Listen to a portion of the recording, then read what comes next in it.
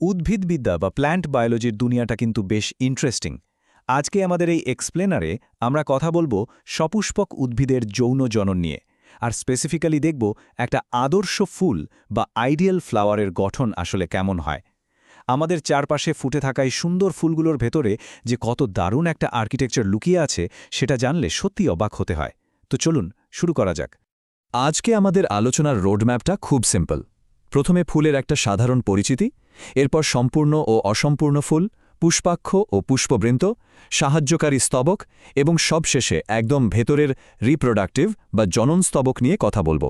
মানে ফুলের বাইরের দিক থেকে শুরু করে একেবারে ভেতরের প্রজনন কেন্দ্র পর্যন্ত আমাদের এই গঠনতান্ত্রিক যাত্রা চলবে। ১ নম্বর সেকশন, ফুলের সাধারণ পরিচিতি। প্রথমেই জেনে নেওয়া যাক এই সপুষ্পক উদ্ভিদ বা ফ্যানেরোগ্যামস ব্যাপারটা আসলে কি।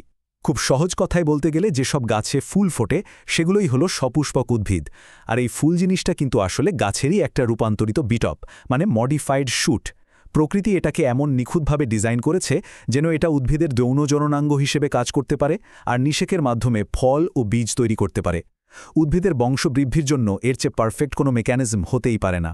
২ নম্বর সেকশন, সম্পূর্ণ ও অসম্পূর্ণ ফুল। একটা ফুলের প্রধানত 4টে স্তবক বা লেয়ার থাকে: বৃতি, দলমণ্ডল, পুংস্তবক আর স্ত্রীস্তবক। এখন যে ফুলে এই 4টে স্তবকই একদম ঠিকঠাকভাবে থাকে তাকে আমরা বলি সম্পূর্ণ ফুল বা কমপ্লিট ফ্লাওয়ার। জবা বা অপরাজিতা ফুল কিন্তু এর দারুণ উদাহরণ। কিন্তু ভাবুন তো, যদি এর মধ্যে কোনো একটা স্তবক মিসিং থাকে, তখন তাকে বলা হয় অসম্পূর্ণ ফুল বা ইনকমপ্লিট ফ্লাওয়ার। যেমন ধরুন কুমড়ো ফুল বা বনতুলসী। রিপ্রোডাকশনের প্রসেসটা ভালোভাবে বুঝতে হলে এই বেসিক পার্থক্যটা মাথায় রাখাটা খুব জরুরি। ৩ নম্বর সেকশন, পুষ্পক্ষ ও পুষ্পবৃন্ত। যে কোনো কিছুরই তো একটা ফাউন্ডেশন লাগে, তাই না? ফুলের ক্ষেত্রে সেই ফাউন্ডেশনটা হলো তার মোটা, যাকে বিজ্ঞানের ভাষায় বলা হয় পুষ্পবৃন্ত বা পেডিসেল। এটা ফুলকে গাছের ডালের সাথে শক্তভাবে আটকে রাখে, অনেকটা নোঙরের মতো কাজ করে আর কি। আর এই মোটার ঠিক ওপরের যে চওড়া একটু ফোলা অংশটা থাকে সেটাই হলো পুষ্পাক্ষ বা থ্যালামাস। এই থ্যালামাসটা বেশ ইম্পর্ট্যান্ট, কারণ এর ওপরেই ফুলের বাকি সব কটা স্তবক খুব সুন্দরভাবে পর্যায়ক্রমে সাজানো থাকে। ৪ নম্বর সেকশন, সাহায্যকারী স্তবক। ফুলের এই স্তবকগুলোকে আমরা প্রধানত দুটো ভাগে ভাগ করতে পারি। এর মধ্যেই সাহায্যকারী স্তবকগুলো কিন্তু সরাসরি প্রজননে অংশ নেয় না। এদের কাজ হলো ভেতরের সেন্সিটিভ প্রজনন অঙ্গগুলোকে বাইরের রোদ, বৃষ্টি বা পোকামাকড়ের হাত থেকে বাঁচিয়ে রাখা। এক কথায় এরা হলো ফুলের নিজস্ব বডিগার্ড। এর মধ্যে একদম বাইরের যে সবুজ রঙের লেয়ারটা থাকে তাকে বলে বৃতি বা ক্যালিক্স। এর প্রত্যেকটা অংশকে আমরা বৃত্তাংশ বলি। কুড়ি অবস্থায় ফুলকে পরম যত্নে ঢেকে রাখাটাই এর প্রধান কাজ। আর দারুণ ব্যাপার হলো সবুজ রঙের হওয়ায় এরা কিন্তু শালক সংশ্লেষ বা ফটোসিনথেসিসেও বেশ সাহায্য করে। এবার আসি দ্বিতীয় সাহায্যকারী স্তবকে, যাকে বলা হয় দলমণ্ডল বা করোলা। সাধারণ ভাষায় আমরা যাকে পাপড়ি বলি। এগুলো সাধারণত খুব উজ্জ্বল রঙের হয় আর মিষ্টি গন্ধওয়ালা হয়। যদি বিবর্তনের দিক থেকে ভাবি, এটা কিন্তু প্রকৃতির এক অনবদ্য মার্কেটিং স্ট্র্যাটেজি। এর প্রধান কাজ হল ভেতরের প্রজনন অঙ্গগুলোকে সেফ রাখা আর পলিনেশন বা পরাগযোগের জন্য বিভিন্ন কীটপতঙ্গকে প্রবলভাবে আকৃষ্ট করা। এই যে সুন্দর রং আর মিষ্টি সুবাস, এটাই পোকামাকড়কে চুম্বকের মতো টেনে আনে। ৫ নম্বর সেকশন, জননস্তবক।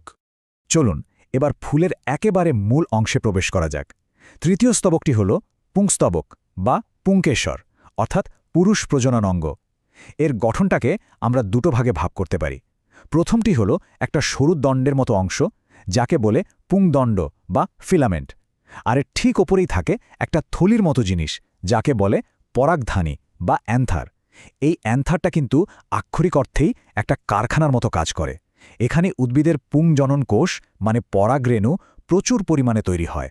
এখন আমরা ফুলের একদম সেন্টারে অবস্থিত চতুর্থ স্তবকটা দেখব, অর্থাৎ স্ত্রীস্তবক বা গর্ভকেশর। একটা গর্ভকেশর সাধারণত 3টে অংশ নিয়ে তৈরি। একেবারে টপে থাকে গর্ভমুণ্ড বা স্টিগমা। এর কাজ হল উড়ে আসা পরাগরেণুগুলোকে রিসিভ করা। এরপর থাকে মাঝখানের সরু লম্বা অংশটা, যাকে গর্ভদণ্ড বা স্টাইল বলে। আর একদম নিচে যে স্ফীত বা ফোলা অংশটা দেখতে পাওয়া যায় সেটা হলো ডিম্বাশয় বা ওভারি। এই ওভারির ভেতরেই ডিম্বকগুলো খুব সুরক্ষিত অবস্থায় থাকে। আর ফার্টিলাইজেশন বা নিষেকের পর এই ডিম্বক থেকেই কিন্তু নতুন বীজ তৈরি হয়। তো আজকের এই এক্সপ্লেনারে আমরা একটা আদর্শ ফুলের বাইরের আবরণ থেকে শুরু করে ভেতরের কোর রিপ্রোডাক্টিভ ইঞ্জিন পর্যন্ত সবটাই বেশ ডিটেইলে দেখলাম। কিন্তু আমাদের আলোচনা এখানেই শেষ হচ্ছে না, বরং একটা খুব ইন্টারেস্টিং প্রশ্ন দিয়ে শেষ হচ্ছে।